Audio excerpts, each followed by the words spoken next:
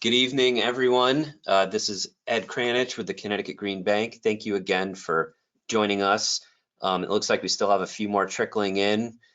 We had actually quite a bit of registrations for tonight, so we're looking forward to a good crowd and lots of questions. So we will give it about, say about 90 seconds, and then we will get started. Thanks a lot.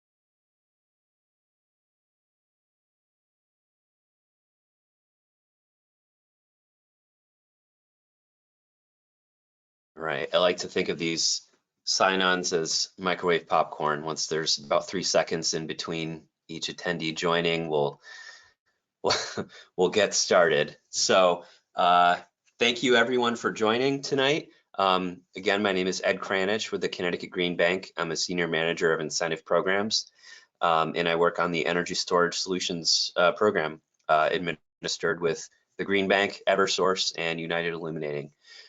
So on the line here, we also have Ruby Sturck, our Director of Marketing and Communications and Outreach.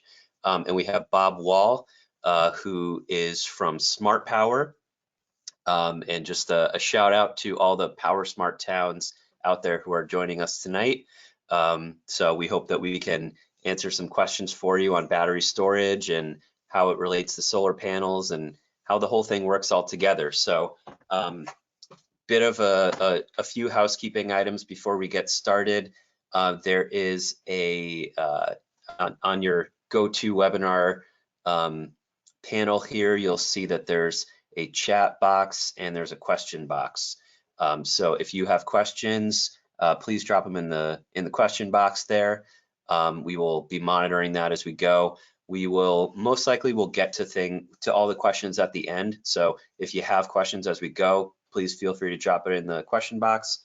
We'll get to them at the end. If there's anything pressing, like my screen goes off or something, please just drop it in the chat so that we can see it right away.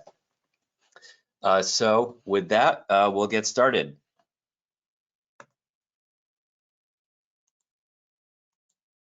All right, so our agenda for tonight, we're gonna start off with some changes for 2024.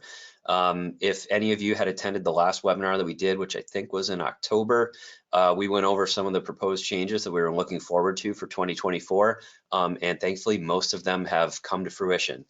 So we'll go over some of the exciting updates for this year and beyond. Then we will get into Batteries 101, really how batteries work, kind of what we're talking about when it comes to battery storage with solar. Then why does Connecticut need energy storage? How does the program work? How do incentives work? And what do you have to do in exchange for an incentive for a battery? And then of course, questions. So I know that there are lots of them. These are usually pretty lively. So feel free to submit them. And I think there is one question so far. I just want to make sure. This looks.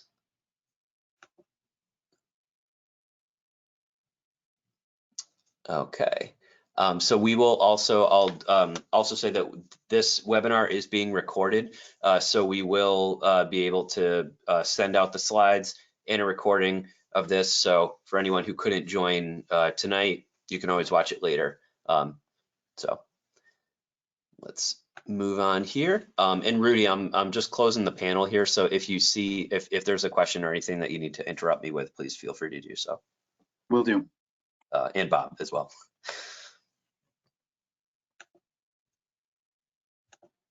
All right, so before we begin, what are home batteries? So a lot of you may have an idea of kind of what solar and storage looks like. If you've been in the renewable world for a long time, or if you've had solar for a long time, you might think of home batteries as these off-grid big cabinets full of lead acid marine batteries. They're not like that anymore. They look a lot cooler now. They're a lot more sleek. And I like to use this slide to show people what we're talking about when it comes to how much space it'll take up in your home by comparing it to a refrigerator, which we all have. So the three options here, these are the three most popular bits of equipment that we have in the program right now. The Enphase system, SunPower, and Generac. This is all about the same amount of energy, which is about 12 to 18 hours of home backup before you would, of course, recharge with solar panels. So, they're all a little bit smaller than a typical household refrigerator. So just so you know, this is kind of what we're talking about. These are lithium ion batteries. Lithium ion is kind of a catch-all sort of high-level descriptor of batteries. They have different chemistries. There's lithium iron phosphate, nickel, metal, cobalt. So different chemistries out there. They all have kind of their pros and cons. So just keep that in mind when we're talking about these. And why home batteries? So why do people get batteries, and why do we want people to have batteries? So the first kind of most obvious one is that you can have it for backup power when you need to. With storms becoming more frequent and increasing in severity, especially sometimes in the summertime, we have longer or greater frequency of outages.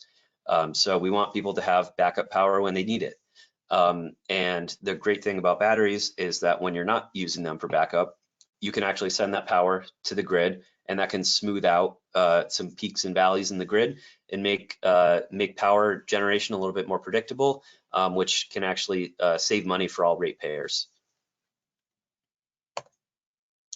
So we'll start with the changes for 2024.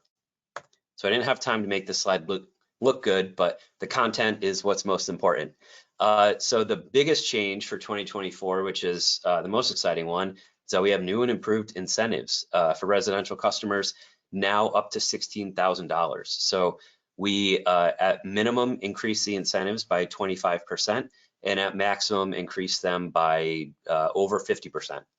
So customers can get anywhere from $225 per kilowatt hour of energy capacity in their battery, all the way up to $900 per kilowatt hour. And I'll show you much later in the presentation how that all works. That's a wide range. So we'll talk about the adders and all that. But we were excited to boost those incentives and to boost the maximum incentive so that customers can qualify for up to $16,000, which can pay for up to about half of the average battery system before any incentives.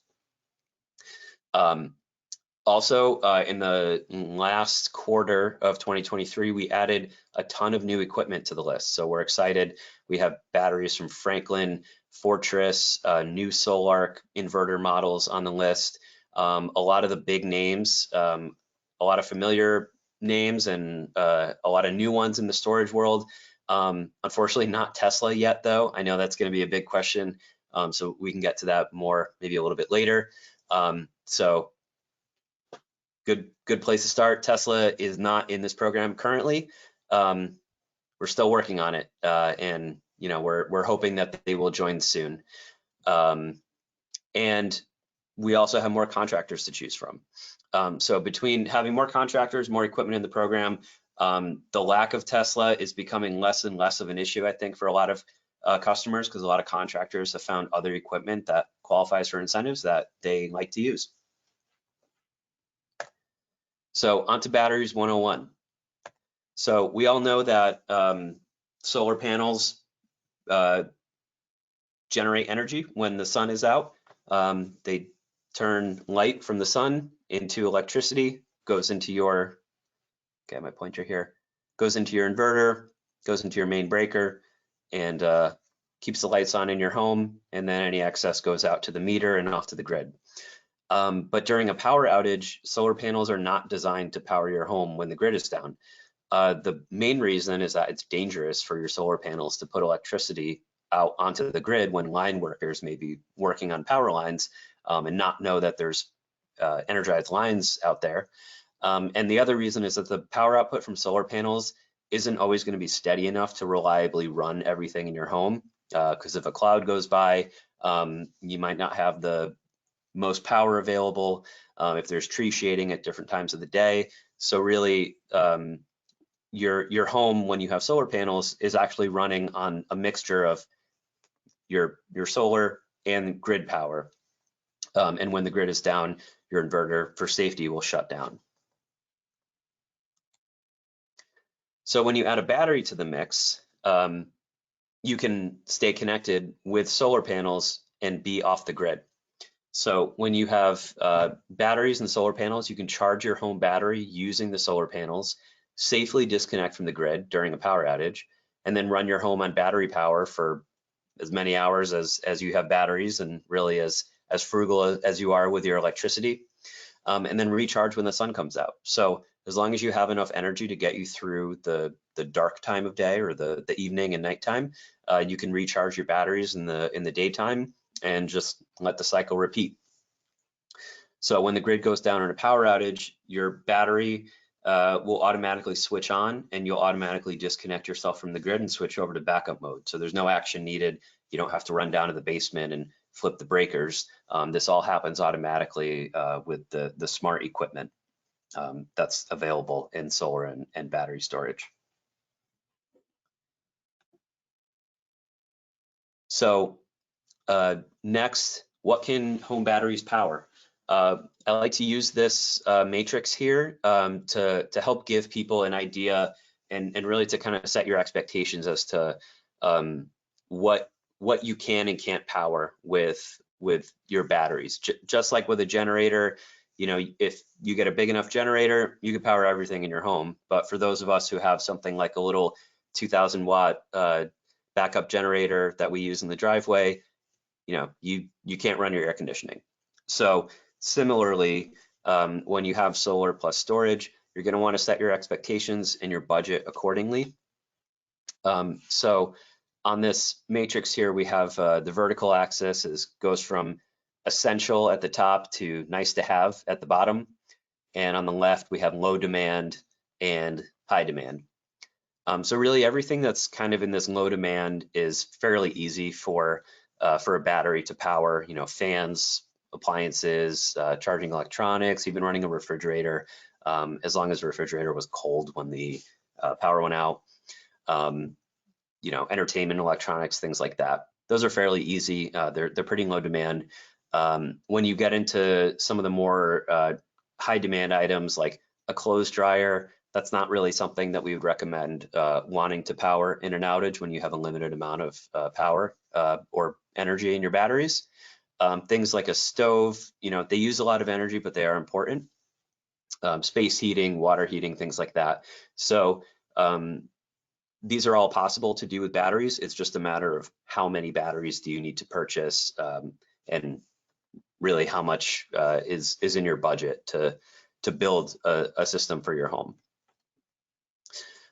With regard to air conditioning and heat pumps, again, those use more electricity, but they can be pretty important. So if that's something that's very important for you to have during an outage, you'll want to talk to your contractor about making sure that your battery can actually meet those demands in the summer or winter.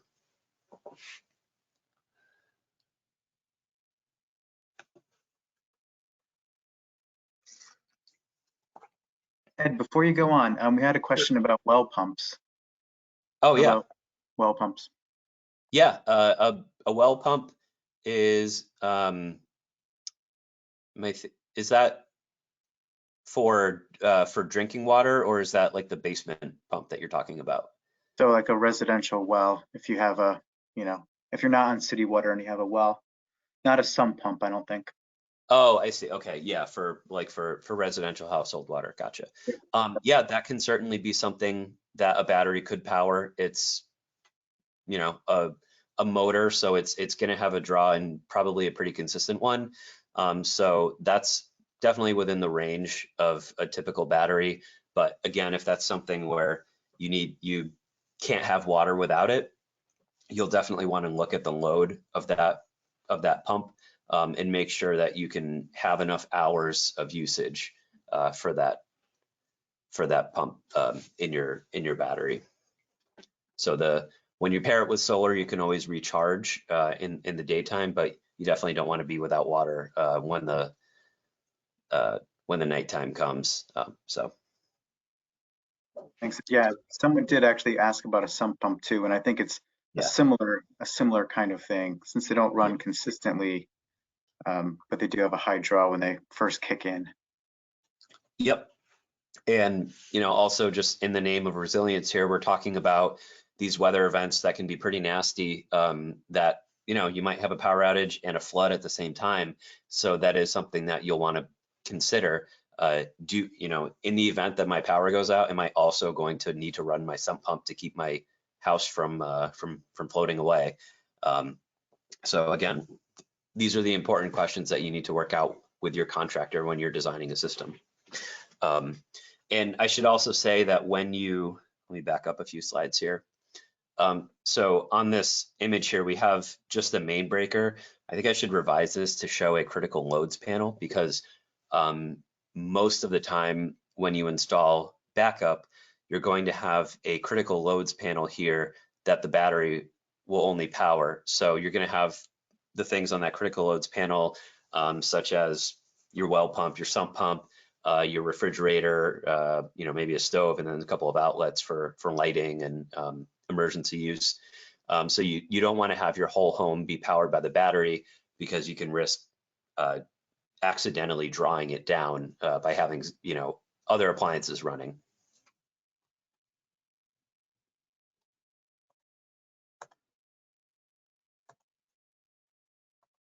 All right. So on to how will your battery perform in energy storage solutions? So this is kind of what happens, what we require customers to do in exchange for the upfront rebate. So when you join Energy Storage Solutions, we have two different classes or two different categories. We have residential and commercial and industrial. I'm going to stick to residential here, but if anybody has specific questions about commercial, I'd be happy to answer those. So in the residential class, we have standard, underserved, and low-income households. Standard is just standard. Underserved is any customer who resides in a distressed municipality, which is a term designated by the Department of Economic and Community Development, DECD. I can point you to the list as well, so you can find out if your town is in there. And then low-income households, that's anyone who earns less than 60% of the state median income based on their household size. We also have a resource where you can look up the chart to see what that is for you. So the two types of incentives, and we expect most customers to participate in both parts of the program to maximize their incentive. There's an upfront incentive, which is just upfront off the total cost of the rebate. It's an instant rebate from your contractor. And that's for enrolling your battery in what's called passive dispatch. And that means that in the months of June, July, and August on weekdays, except for Juneteenth and the 4th of July, we will have your battery pre-programmed to discharge up to 80% of its capacity over a 5-hour duration between 3 and 8 p.m. So the reason for this is that the goal of this program is that we want folks to discharge their batteries to the grid during the really high demand times during the summer as a way to help us find and offset the peak demand in Connecticut, which in Connecticut, it's in the summertime. So on these hot days when everyone has their AC running and people are inside and using more electricity, that creates quite a strain on the grid. And even if it's just for one day, that peak can make energy very expensive for the season because of the way that power procurement is structured. So what we want is for these batteries to kind of in the background be charging up from the sun in the morning and discharging in the afternoon to make sure that we're not hitting that peak. If there is a day where we think we know better of when that peak is going to occur, then we will call a performance-based incentive active event. The active event is where we would cancel the planned passive dispatch for the day, and we would instead discharge your battery at a different time most likely between 4 and 7 p.m. And then that can happen anytime June through September. Most likely it's going to happen in July and August. And at that point, we would compensate you for using your battery. At the end of the season, we kind of tally up all the events, and we pay based on an average contribution rate that your battery makes. We do the same thing in the winter time, November through March, but we only do that maybe 2 times a season. So it's a little less demanding. So what this all means is that there will be a time, really all summer pretty much, where your battery is being used by the utility. It's being discharged and that power is being sent. It's either going to your home if you have a load in your home, which most people do at most times, and then the rest is going off to the grid. And the goal of this, discharging your battery in the summertime, is to reduce demand on the grid. We will not call events, or we will cancel any events if there is a weather event coming that predicts outages. So if the utilities are preparing for a storm outage event, then we will cancel events, make sure that people have battery charge in their batteries before that event. I realize that's a very complicated structure, and it's kind of hard to conceptualize just verbally. So we have this nice little chart here that kind of lists sort of what the incentives look like for your typical residential participant in this program. So to start here, we're talking about the average system size, which is strictly the battery size. So this can be paired with any type of solar PV system. You could do it with or without solar panels, but most people do it with solar panels. So this does not consider solar, and it doesn't affect your incentive. So the typical size battery has about 8 kilowatts of power and 18 kilowatt hours of energy. The total cost before incentive is about $31,500 on average. And the new 2024 rebates for such a system can range quite widely from $4,500 to all the way to $15,750, which is actually meeting the 50% system cost cap. So a system like this could get up to $16,000 if it costs just a little bit more. So the incentives can range quite widely. There's also a 30% federal tax credit available, which applies to your net after your rebate.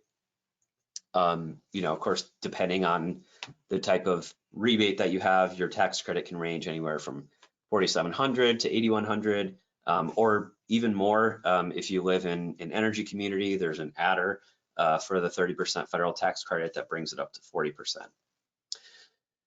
On top of that, you have the 10 years of performance incentives, which, of course, they're an estimate. They're based on actual performance, but based on, kind of our estimates of how we expect typical battery to participate in this program over a 10-year period, that's about $5,800 worth of payments over the 10-year term. So all tallied up here, the net cost of your backup power can range anywhere from $3,600 to $13,100 for a system that originally cost $31,500. I think the sort of takeaway from a lot of this information here is that these systems and these incentives are highly individualized. So it's really hard to give someone an estimate of kind of what you're looking at for how big a battery do you need, what can it do for you, what can it power for you, how will it interact with your solar panels, how much will it cost, and how much will your incentive be. It's hard to do that on a general basis because the incentives can range so widely, and the average customer's needs for their home can really range quite a bit. So we encourage you to talk to an eligible contractor to see what you can qualify for an incentive and kind of what type of a system you would need. So to get started, we recommend folks go to energystorageCT.com. And actually on that site, you can find a recording of this webinar, as well as some others. You can find an eligible contractor. You can learn about the program.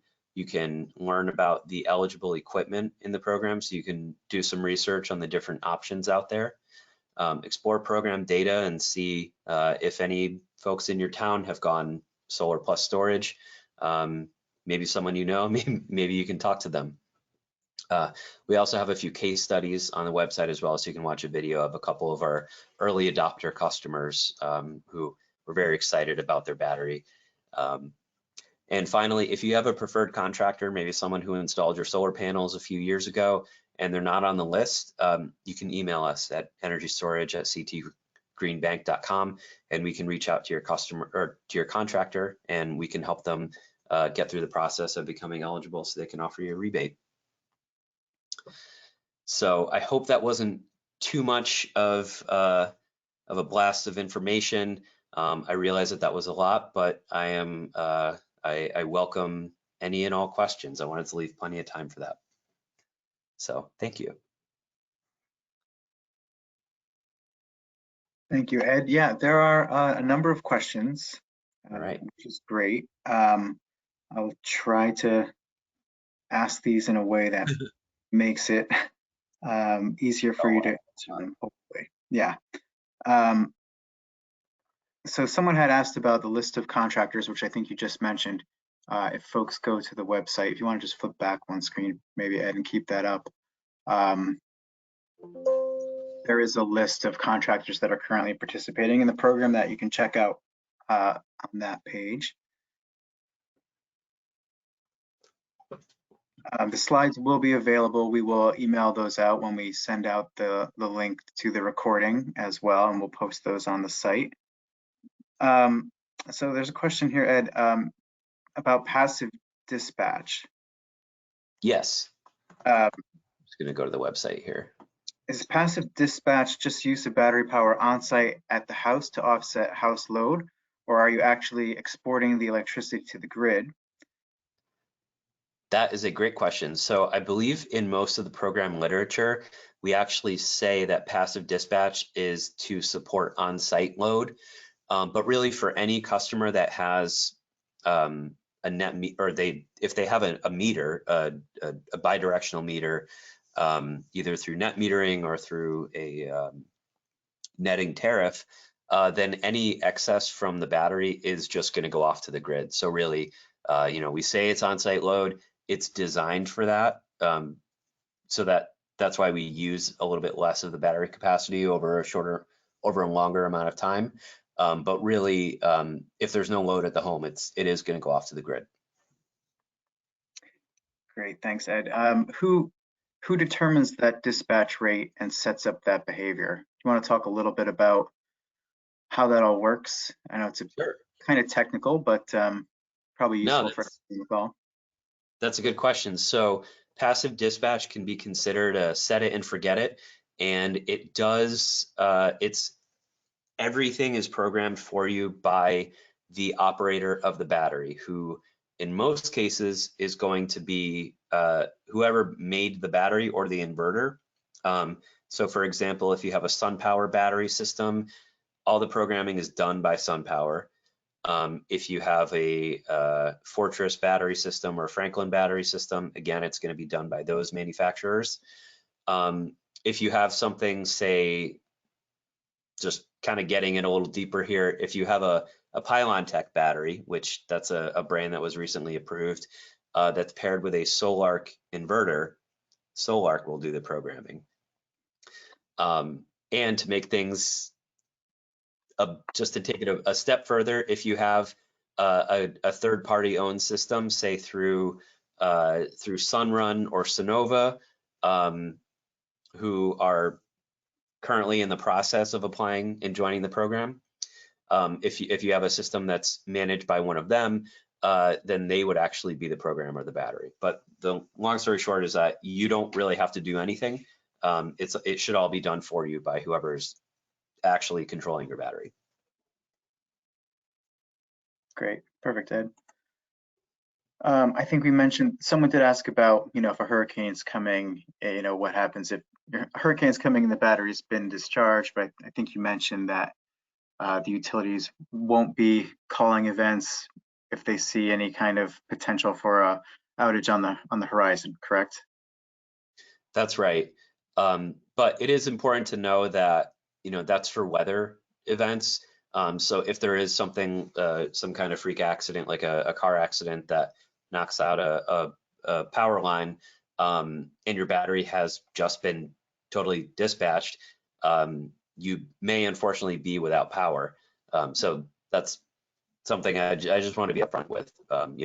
We don't call events when there's a major weather event, but there are small other scattered instances where you could be left without power, unfortunately. Mm-hmm. And I should also say that you can decline any active dispatch event. So if you live, in Litchfield or up in the hills where you get some kind of crazy isolated weather sometimes, and you know that a storm is coming, but your battery is still scheduled to discharge, you can not participate in that event, keep your battery charged just in case.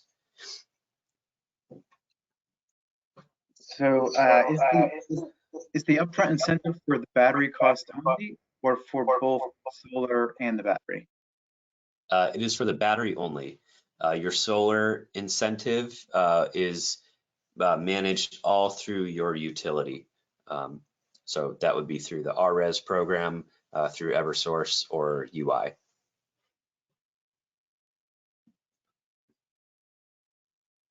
All right. Are you able to share who your aggregator / DERMS partner is for energy storage solutions? Wow, it's a deep It's a deep question. Deep cut. Yeah, so we use for residential right now, we use a company called Energy Hub. So if you're familiar with connected solutions, maybe you have a thermostat enrolled in connected solutions, Energy Hub works, that they do connected solutions. And for commercial, we use Generac Grid Services. So we're currently looking into adding other DERMS platforms to kind of open up the market to other vendors. So that's something that's probably not going to come until next year, but we do have a regulatory order to start investigating that. There was a question actually about connected solutions. Do you want to say more about why that program is ending or the difference between the two? Good question. Yeah, so why is Connected Solutions being retired and what's the difference? So Energy Storage Solutions is open to Eversource and UI customers, residential and commercial, whereas Connected Solutions is for Eversource residential customers. So this program was created in 2021. It was authorized by PURA, and it was created just to offer both, kind of to take some of the lessons learned in connected solutions and open it up to the whole state of Connecticut, and also really to provide a greater incentive as well. So the difference between the two is that Energy Storage Solutions offers an upfront incentive and a performance incentive, and Connected Solutions is only a performance incentive. But the rates effectively come out to be the same. So active dispatch is basically just Connected Solutions. And then we also have the passive dispatch, which gives you that upfront incentive.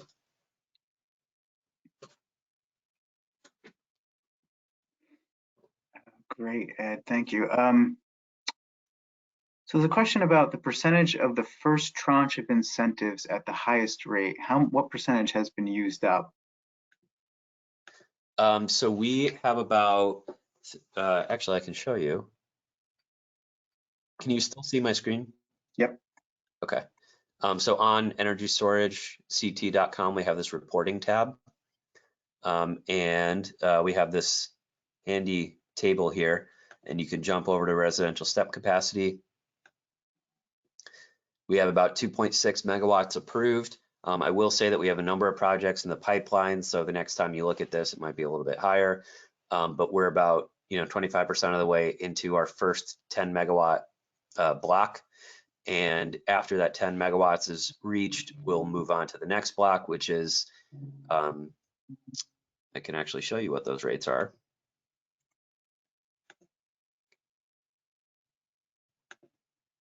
So we're currently in this 10 megawatt block, $250 per kilowatt hour for standard customer. Once we reach that and we get to the next step, it's going to be $212.50. But you'll notice that underserved and low income incentives don't change for the whole first 50 megawatts. And the grid edge adder is still an additional 50% for all participants.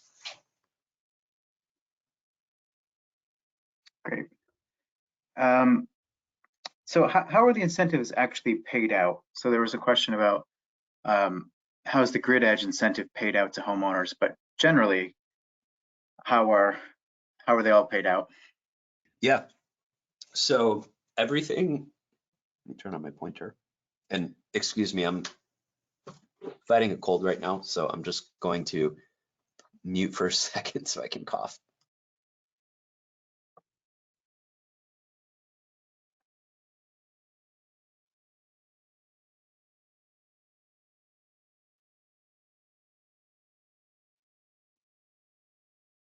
Okay, sorry about that. So the upfront incentives that you see here, this top chart surrounded in blue, these are an upfront cost reduction. So in the event that you have, let me jump back here. So let's say it's a $31,500 system and your upfront rebate is $4,500. You just pay the net of this, and then we pay the approved rebate amount to your contractor. So that would include any adders, if there's a grid edge adder, if there's an underserved or low income adder. So it all comes off the top. So you only owe your contractor the net. When it comes to the performance incentive, that is paid twice a year for 10 years, and that's paid to you, unless your battery operator has a different configuration and of their incentives. So I know that SunPower, for SunPower customers, we pay SunPower and SunPower sends checks to their customers. There's just different vendors do it different ways. But your performance payment comes twice a year. Great, thanks, Ed. How are the dispatch commands sent to the battery systems? How do those events get called? So those events get called by Eversource and UI.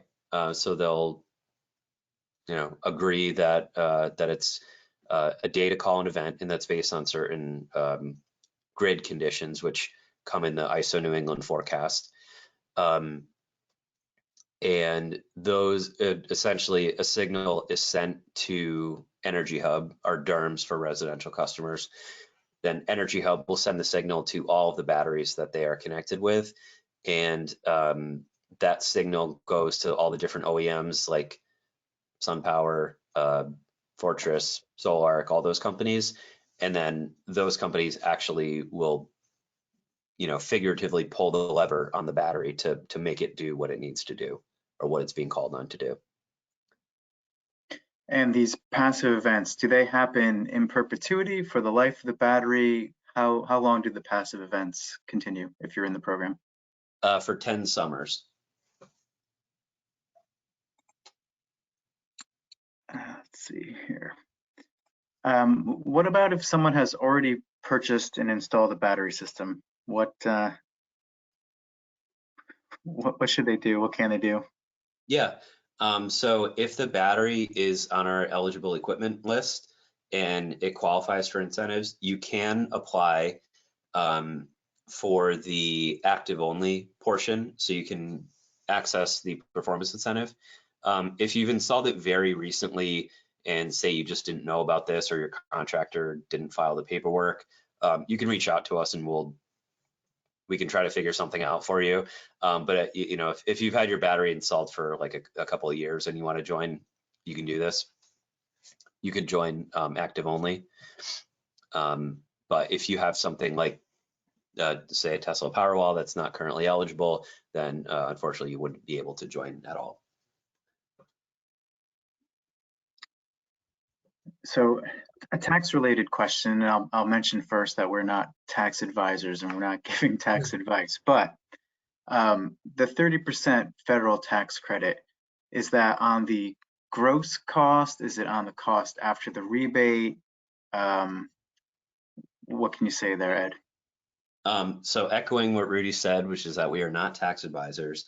However, the accepted standard in the industry is to reduce the taxable amount or the tax creditable amount by the amount of any utility rebate. So you take your utility rebate out and then you get your tax credit on the net. So these estimates here are based on the net of the total and the rebate.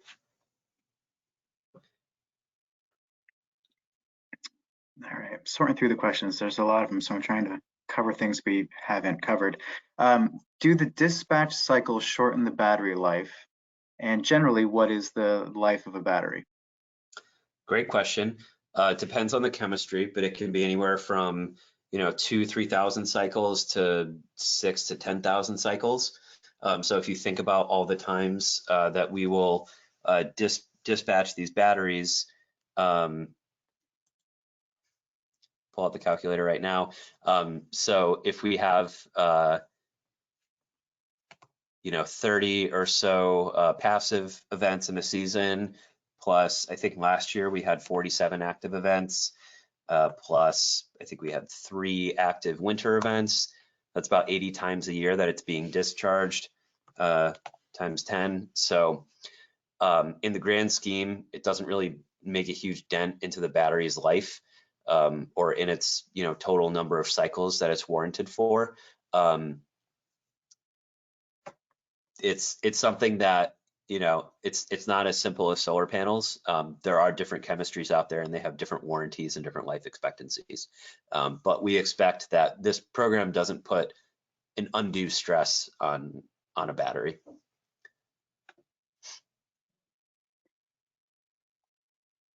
There's a question here. Is the program for both Eversource and UI? It is available in both Eversource and UI territories. Yes. Let's see. Okay. So there was a question about the incentive levels reaching up to $900 per kilowatt hour. Can you describe a little bit more about what it takes to get to that price point? Sure. And actually, can you see my calculator on the screen here? Yes, sir. All right. So we have this Excel doc, which is on the page here. It's in the contractor resources. Might be a little too in depth for a homeowner, but if you like these types of things, feel free to grab it. It's the incentive calculator spreadsheet. So here you can just drop in all of your parameters of your estimated battery system. And so how do you get to $900? In this case, this is here, I'll turn all these off first so you can see. So this is for a standard customer, $250 per kilowatt hour. If you add them in being low income, that brings it up to $600 per kilowatt hour of battery capacity. And then you can have that 50% adder. So 600 times 1.5 is 900. So if you're a grid edge customer, that means that you've been designated by Eversource or UI as you lose power more frequently or for a longer duration than average.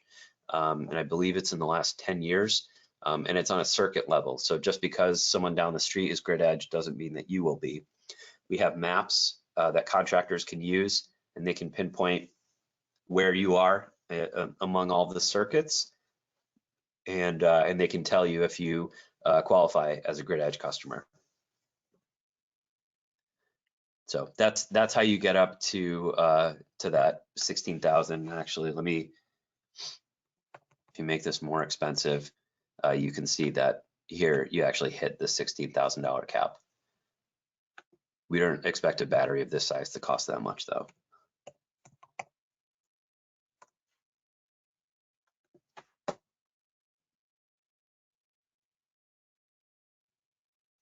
Okay. So I'm scrolling through the questions. I will say that as we're approaching the end of the session, if we don't get to everyone's questions, we will do our best to follow up with folks. Some of these questions are sort of specific to, everyone's individual situation. So it's better to try to deal with those directly instead of, in a more general setting like this.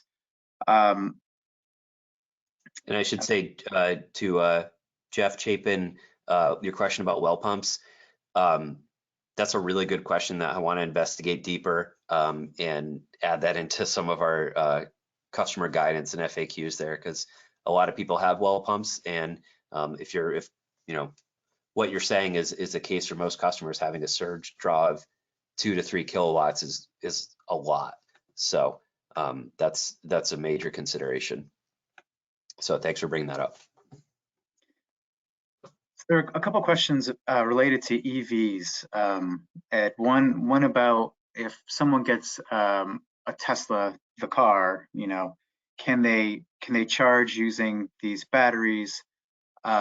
Will EV batteries be part of the program as sort of a house to grid vehicle power exchange? I think there was one other one that I'm missing, but you sort of get the idea. Yeah. So first question, can you charge your EV with your home battery? Yes, but I don't recommend it. And, unless you're in a pinch and your power's out and you really need to get out somewhere and, you need to leave the house, but the power's out and your car is out of battery. The reason is because your home battery is going to be, at most it's going to be like 20 to 30 kilowatt hours on the larger side, and your Tesla battery is going to be at least 80 kilowatt hours of energy. So you're really barely going to put a quarter tank of energy in your car. And it's not something that you would want to do very often because then, you're cycling 2 batteries instead of 1. And on vehicle to grid, right now, no, we don't accept vehicle to grid batteries in this program because they're on wheels, so they're not going to be reliably connected at the same time. So you really can't expect a battery or the car battery to be able to respond to these events because it might not be plugged into your house at that time, or it might not be fully charged. I think those were I don't know if there was another question built into that too. I'll keep scrolling if I find it. But back to a point that you mentioned earlier about existing Solar City or Tesla batteries. Can they participate at all? Is there a way for them to be involved? Not yet, unfortunately. For anyone who's been on these webinars in the past, I've said a few times that we feel like we're pretty close. I'm not holding my breath for them to join, but we are still working on courting them to join this program and make some tweaks that hopefully they'll appreciate, that will kind of coax them to join. But right now, I know that Tesla has set. We talk to them pretty regularly, and they said that they are focused on their existing connected solutions fleet because they do operate in connected solutions, but they're no longer taking new enrollments. So we're hoping that with the end of new enrollments and connected solutions this year, that Tesla will want to offer this to their customers. They'll want to offer an incentive to their customers somehow, and this is really the only way to do it. So that part of why connected solutions ended new enrollments is to consolidate to one program. So if and when they do decide to join, we'll be happy to have existing Tesla customers join for active only.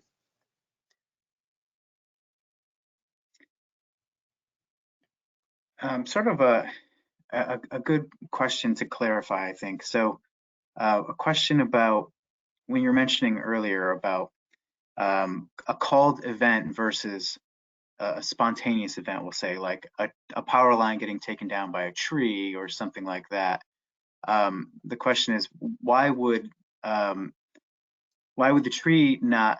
Why would the tree falling on the line not kick in the battery to work? And I don't think Oh, that was what exactly you were saying, Ed. Do you want to clarify that? yeah, thank you. Yeah, so what I meant by that was that a spontaneous outage, um, so in the event that we called a standard event, on, let's say it's a sunny summer day, we discharged your battery 100%, to credit you for that event.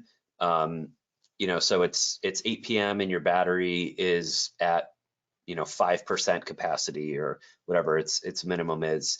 And then at 9 p.m. the power goes out because of a car accident down the street. Unfortunately, you just won't have power in your battery because you had just discharged it to participate in an active event to get an incentive. We can't predict when those types of things will happen, but we can predict when there's a major weather event happening that has a threat of an outage. So in that case, when we can predict something that might cause a power outage, we will cancel events. But for outages that you can't predict, like a car accident, unfortunately, there might be times when you actually can't use your battery for backup because it's been depleted from the day's event. So just want to be upfront about that.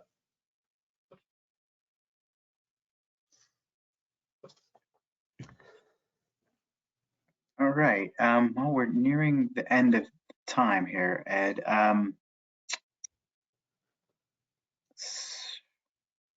So how about this one? When you call an event and we start drawing from battery to power our house, are we limited to just what power we get from the battery, or does that supplement the grid power?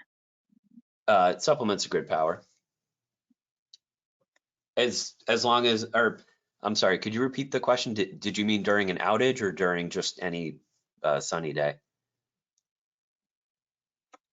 It says when you call an event, so I Oh, think during the event. yeah. So during the event, your house essentially won't notice any difference.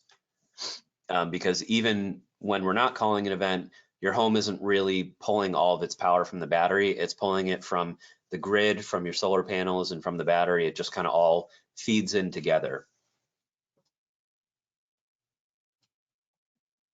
Great. One question about pricing. You had pricing up before about a $31,000 system.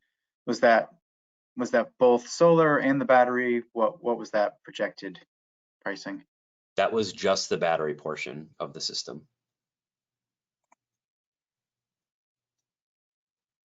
All right. Um,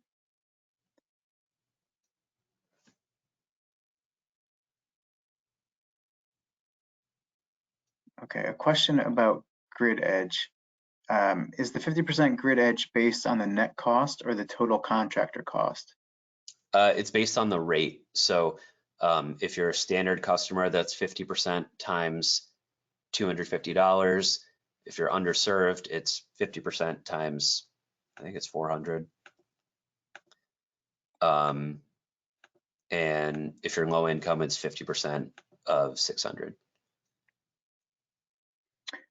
And are the underserved customers in certain areas where the grid is heavily loaded? What is the So underserved customers are, actually I built the link into this calculator now. So it'll take you to this DCD website. There's a whole description here of kind of how of their method, of the state's method for determining a municipality as distressed. But I can show you the full list.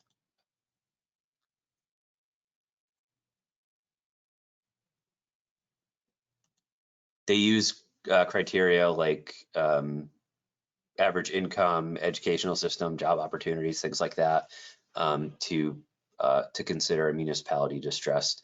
I think Mansfield and Bridgeport are two towns that were on the line here for the Power Smart campaign. I'm not sure if there are any others, but so it's a pretty wide geographic range.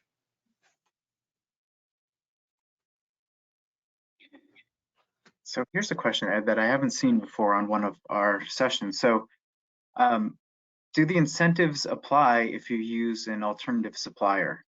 So yeah, your supplier has no impact on this.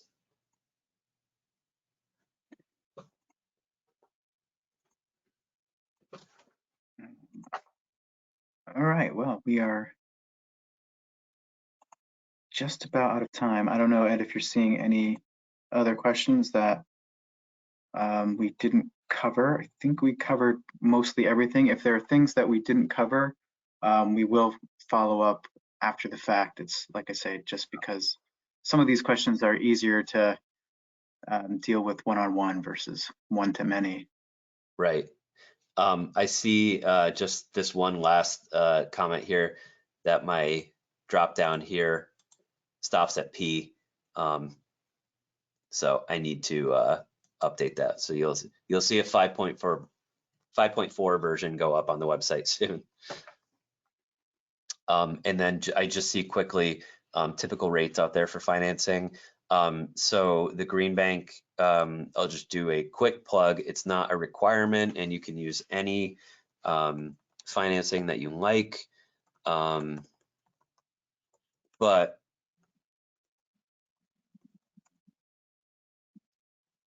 we do offer the Smarty loan, which is through local banks and credit unions. It is an unsecured personal loan that has flexible rates and terms, a little bit better than your average personal loan because they're based on energy and money saving technologies for your home.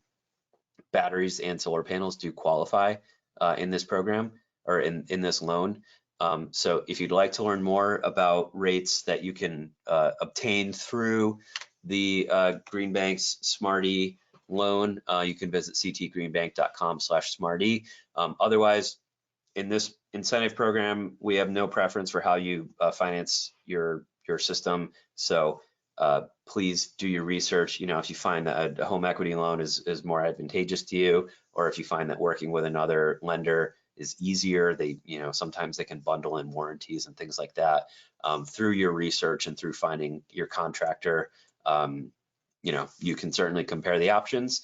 But if you have questions about residential financing or incentives or anything additional, you can always reach out to us at the Green Bank. And we have our contact info on the end here. You can just bring up.